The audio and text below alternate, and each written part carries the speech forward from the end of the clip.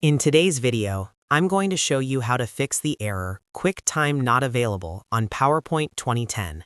If you've ever tried to insert a video into your presentation and received this frustrating QuickTime error message, don't worry, this is a very common issue, especially with older versions like PowerPoint 2010, and I'll walk you through 3 simple and effective ways to fix it step by step. Make sure to watch until the end so you don't miss any important details. And if this video helps you, don't forget to hit the like button and subscribe to the channel for more easy tech tutorials. Let's get started. The first and most common reason for the QuickTime not available error in PowerPoint 2010 is that you're trying to insert an MOV video file. PowerPoint 2010 relies on QuickTime to play MOV files, and if QuickTime isn't installed or supported properly, the video simply won't work. The easiest fix is to convert your MOV file to MP4 format. MP4 is fully supported in PowerPoint and doesn't require QuickTime. To do this, open your browser and go to cloudconvert.com. Once the website loads, click on Select File and upload your MOV video file. After uploading, make sure the output format is set to MP4. If it's not, change it to MP4 manually. Now click Convert and wait for the process to finish. Once the conversion is complete, download the new MP4 file to your computer. This usually only takes a few moments depending on the size of your video. After downloading the MP4 version, open PowerPoint 2010, go to the slide where you want the video, click Insert, then click Video and choose Video from File.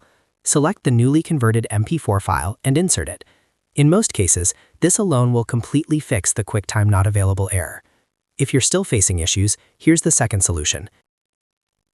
PowerPoint 2010 is an older version of Microsoft Office, and it has limited video codec support.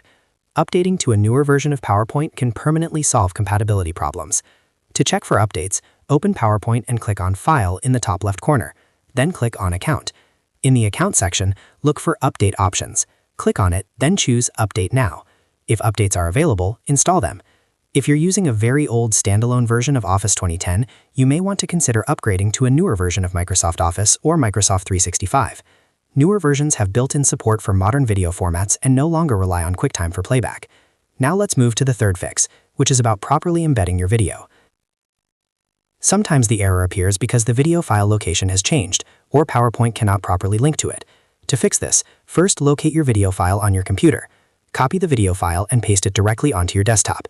This keeps the file path simple and avoids permission or folder access issues. Now open your PowerPoint presentation.